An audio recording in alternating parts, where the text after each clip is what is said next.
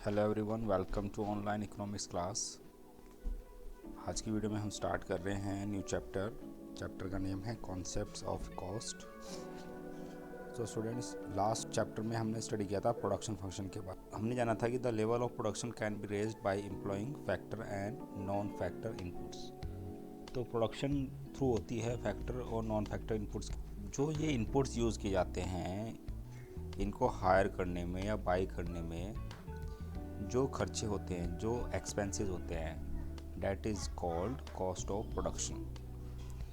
और जो कॉन्सेप्ट है कॉस्ट ऑफ प्रोडक्शन का, वो बहुत इम्पोर्टेंट है, क्योंकि इसकी हेल्प से ही हम जो थ्योरी होती है, थ्योरी ऑफ कॉस्ट और थ्योरी ऑफ रेवेन्यू को डिटरमाइन करते हैं। और इससे पता चलता है कि वो क्या लेवल है जहाँ पर प्रोड्यूसर को मैक्सिमम प्रॉफिट होगा। बिकॉज जब तक प्रोड्यूसर को ये नहीं पता होगा कि जो वो आउटपुट प्रोड्यूस कर रहा है उसमें कितनी कॉस्ट इंकर्ड हो रही है, मतलब उसमें कितनी लागत लग रही है, तब तक उसको अपना एक्चुअल रेवेन्यू और एक्चुअल प्रॉफिट नहीं पता चल पाएगा। तो ये कॉन्सेप्ट ऑफ कॉस्ट को स्टडी करना बहुत इम्पोर्टेंट है। चलिए स्टार्ट करते हैं आज की video. So cost refers to the expenditure incurred by a producer. और ये जो एक्सपेंडिचर होते हैं ये एक्सप्लिसिटली और इम्प्लिसिटली दो टाइप के हो सकते हैं। तो वो सारे, चाहे वो एक्सप्लिसिटली है या फिर इम्प्लिसिटली है, on the factor inputs as well as non factor inputs. तो ये जो एक्सपेंडिचर होते हैं फैक्टर इनपुट्स के ऊपर हो सकते हैं या फिर नॉन फैक्टर इनपुट्स के ऊपर, जो कि यूटिलाइज किए जाते हैं in the production of goods and service. This is money cost of production. और ये एक तरह से मनी कॉस्ट है किसी भी प्रोडक्शन की, मतलब उसके ऊपर कितना एक्सपेंडिचर हो रहा है उस पर्टिकुलर प्रोडक्ट को बनाने में, प्रोड्यूस करने में। यहाँ पर फैक्टर इनपुट्स की अगर हम बात करते हैं तो फैक्टर इनपुट्स क्या होते हैं, जिनको फैक्टर ऑफ प्रोडक्शन भी कहते हैं। Number 1 land, number 2 labour, number 3 capital और नंबर 4 एंटरप्रेन्योर। अब इनके ऊपर क्या कॉस्ट लग सकती है? देखो, लैंड जो होती है उसको अगर कोई ऑन लैंड यूज़ नहीं कर रहा है और वो उसको लीज़ पर ले रहा है तो उसके बदले उसको रेंट देना पड़ता है। तो लैंड के बदले क्या देना पड़ता है? रेंट। तो कॉस्ट जो देनी पड़ेगी लैंड की वो रेंट होगी। लेबर को वेजेस पेड करनी पड़ती है, तो कॉस्ट क्या होगी? लेबर की वेजेस होगी। और कैपिटल, अगर किसी के पास अपने सेल्फ कैपिटल नहीं है तो वो उसको बोरो करनी पड़ती है, और बोरोइंग जो अमाउंट होता है उसके ऊपर इंटरेस्ट पेड करना पड़ता है। तो कॉस्ट ऑफ कैपिटल हो जाएगी इंटरेस्ट। और एंटरप्रेन्योर जो होता है, he is the risk taker of all production activity. तो जो लास्ट में प्रॉफिट होता है, that is the share of entrepreneur. तो कॉस्ट ऑफ एंटरप्रेन्योर क्या होगी? Profit. Now let me discuss about the non factor inputs. इसमें आपके रॉ मटेरियल आ जाते हैं, इलेक्ट्रिसिटी आ जाती है, ट्रांसपोर्टेशन आ जाती हैं। तो जो फैक्टर ऑफ प्रोडक्शन के अलावा जिन जिन चीज़ों की ज़रूरत पड़ती है और उनके ऊपर जितना भी पैसा खर्च होता है, वो कहलाते हैं नॉन फैक्टर इनपुट्स। नाउ जो टोटल कॉस्ट इनकर्ड होगी किसी प्रोडक्शन एक्टिविटी में, वो दोनों की मिला के होगी, जैसे हमने डिस्कस किया था एक्सप्लिसिटली और इम्प्लिसिटली। तो हम ये कहेंगे जो टोटल कॉस्ट है किसी भी प्रोडक्शन एक्टिविटी में, वो एक्सप्लिसिट कॉस्ट और इम्प्लिसिट कॉस्ट दोनों को मिला के ही काउंट की जाती है इकोनॉमिक्स के अंदर।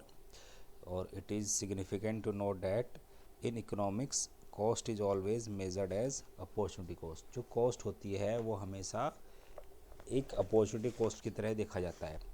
क्योंकि अगर हम ये कहेंगे भाई हम दो फैक्टर यूज़ कर रहे हैं, लेबर और कैपिटल, जब हम इन दो को फैक्टर को चूज़ कर रहे हैं तो हम किसी और फैक्टर को सेक्रीफाइस ज़रूर कर रहे हैं। तो ये हमारे लिए क्या है? अपॉर्चुनिटी कॉस्ट है। एज वी हमने फर्स्ट चैप्टर में स्टडी किया अपॉर्चुनिटी कॉस्ट के बारे में, it is the value of a factor in the next best alternative use, है ना। It is also known as alternative cost और ट्रांसफ़र अर्निंग, जिसको अल्टरनेटिव कॉस्ट या ट्रांसफ़र अर्निंग भी कहते हैं। जो सेकंड बेस्ट होता है उसकी जो कॉस्ट होती है उसको अपॉर्चुनिटी कॉस्ट माना जाता है। नाउ अब जो हम एक्सप्लिसिटली और इम्प्लिसिटली बात कर रहे थे, तो हम एक्सप्लिसिट कॉस्ट को भी थोड़ी डिस्कस कर लेते हैं। तो explicit cost are the cash payments made by the firms to outside for the purchase और हायर ऑफ इनपुट्स। तो जो फर्म है, जो प्रोड्यूसिंग यूनिट है, वो जितने इनपुट्स होते हैं वो आउटसाइडर्स, जो आउटसाइडर से अगर वो उनको परचेज करती है, हायर करती है, तो वो कॉस्ट कहलाती है एक्सप्लिसिट कॉस्ट। मतलब जो एक्सटर्नल, ई एक्स मतलब थ्रू एक्सटर्नल जो हमें इनपुट्स मिल रहे हैं, तो उनके लिए हमें कैश पेमेंट करनी पड़ेगी। मतलब जो प्रोड्यूसर है उसे कैश पेमेंट करनी पड़ेगी। तो इसके एग्जांपल क्या हो सकते हैं, जैसे लाइक एग्जांपल इज कोई प्रोड्यूसर है और वो लेबर हायर करता है। तो लेबर क्या हुई, लेबर क्योंकि वो अपने आप खुद वर्क नहीं कर रहा है, उसने लेबर हायर की हुई है, तो लेबर उसके लिए एक्सप्लिसिट कॉस्ट आ जाएगा। उसकी जो वेजेस पेड करेगी that is count on the explicit cost. Land use कर रहे हैं और वो अपनी ऑन लैंड ना होके रेंट पे ली हुई है, तो रेंट देना पड़ेगा लैंड लॉर्ड को। और जैसे मैंने कहा था कि अगर लोन या कैपिटल ली हुई है तो उसके ऊपर इंटरेस्ट देना पड़ेगा, क्योंकि लोन या कैपिटल या बोरोइंग जो की हुई है वो आउटसाइडर से की हुई है, बाहर से की हुई है, खुद की कैपिटल अवेलेबल नहीं है, तो ये भी इंटरेस्ट जो पेड हो that is also count on the explicit cost. So these cost also known as direct cost और एक्सपेंडिचर कॉस्ट। और इन कॉस्ट को जो है डायरेक्ट कॉस्ट या एक्सपेंडिचर कॉस्ट भी कहा जाता है, क्योंकि इनको ईजिली काउंट किया जा सकता है। Now let we discuss about the implicit cost. Implicit cost are the cost of self owned and self employed resources। ये ऐसी कॉस्ट होती है जो सेल्फ एम्प्लॉयड, जो जैसे सेल्फ एम्प्लॉयड वाला एग्जांपल होता है, सपोज कोई सर्विस स्टेशन है, तो वहाँ पर जो सर्विस स्टेशन है यहाँ पर डिफरेंट डिफरेंट कार्स की सर्विस की जाती है। वो जो प्लेस है जहाँ पर वो गैराज है, वो गैराज भी उसका खुद का है, और तो जो लैंड हुई वो उसकी अपनी हुई, वो खुद वर्क कर रहा है, तो एज ए लेबर भी वो खुद वर्क कर रहा है, एंटरप्रेन्योर भी अपने आप है, और जो जितना इन्वेस्टमेंट किया हुआ है वो भी उसने अपने आप किया हुआ है। तो यहाँ पर जितनी कॉस्ट अगर काउंट करेंगे that is all are implicit cost. तो implicit cost are the cost of self owned and self employed resource. जितने रिसोर्सेज हैं वो अपने ओनर, उस खुद उसका ओनर है, तो जितने रिसोर्सेज है वो उसका खुद ओनर है, या फिर वो वहाँ पर खुद काम कर रहा है। तो जितने रिसोर्सेज है उसका वो खुद ओनर है और वहाँ पर वो खुद काम कर रहा है। तो by the firm to including estimated normal profit, और इसके थ्रू जब हम एस्टिमेट करते हैं नॉर्मल प्रॉफिट को, तो जितनी भी कॉस्ट इनकर्ड है वो उसकी अपने आप है, तो that is known as implicit cost.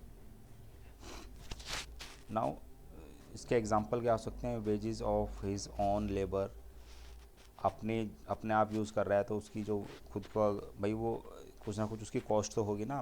कोई बंदा अपनी गैराज, जैसे हम एक एग्जांपल लेते हैं कि वो पर्सन अपनी गैराज में अपने आप काम कर रहा है, तो वो जब पूरे 8 आवर्स या 10 आवर्स काम करता है तो उसको भी कुछ ना कुछ वेजेस चाहिए, और वो क्योंकि वो खुद को ही वेजेस दे रहा है, मतलब जो उसका सेविंग है, जो उसको बचता है लास्ट में, वो उसको अपनी वेजेस ही काउंट कर लेता है। तो wages of his own labour, rent और एंटरप्रेन्योर्स ऑन लैंड। जो एंटरप्रेन्योर है उसने खुद की अपनी लैंड के ऊपर ही वो गैराज या कोई इंडस्ट्री या कोई फर्म लगाई हुई है ना, तो उसको उसको रेंट काउंट करनी होती है। तो रेंट अगर उसके ऊपर है तो वो that is implicit cost. Interest अगर खुद की ही कैपिटल इन्वेस्ट की हुई है किसी एंटरप्रेन्योर ने, तो वो उसके ऊपर जो इंटरेस्ट होगा वो भी इम्प्लिसिट कॉस्ट आएगा। वैसे ये सारी चीज़ें किसको देनी नहीं होती है, वेजेस जो है वो देगा नहीं, क्योंकि वो खुद ही एंटरप्रेन्योर अपने आप सेल्फ यूज़ कर रहे हैं। रेंट भी किसको नहीं देगा और इंटरेस्ट भी किसको नहीं देगा। लेकिन जब हम कॉस्ट निकालते हैं उसकी प्रोडक्ट की, आउटपुट की, तो वहाँ पर हमें ये सारी चीज़ें ऐड करनी पड़ेगी, तभी हमें पता चलेगा कि जो आउटपुट है, जो प्रोडक्ट है, उसकी कॉस्टिंग क्या पड़ रही है। इसलिए हमें ये चीज़ें निकालनी ज़रूरी होती है। So these cost are also known as indirect cost और नॉन एक्सपेंडिचर कॉस्ट। इनको इनडायरेक्ट कॉस्ट या नॉन एक्सपेंडिचर कॉस्ट भी कहते हैं। This cost are difficult to compute. ये जो कॉस्ट होती है बड़ी डिफ़िकल्ट होती है कंप्यूट करने में, because this cost do not involve cash payments, क्योंकि इनमें कैश पेमेंट नहीं होता है। वो जो एंटरप्रेन्योर है वो सारी फैक्टर ऑफ प्रोडक्शन अपने आप ही यूज़ कर रहा है।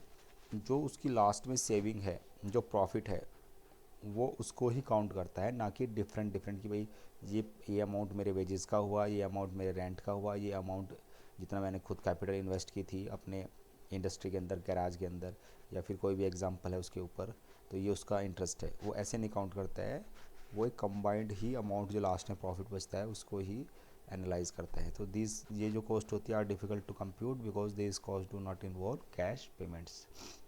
सो इसमें अब आपका एक डिफरेंस रहता है जो आपकी बुक में गिवन है, difference between the explicit cost and implicit cost, वो आप आज क्वेश्चन कर लेंगे। और that's all for today students, thank you.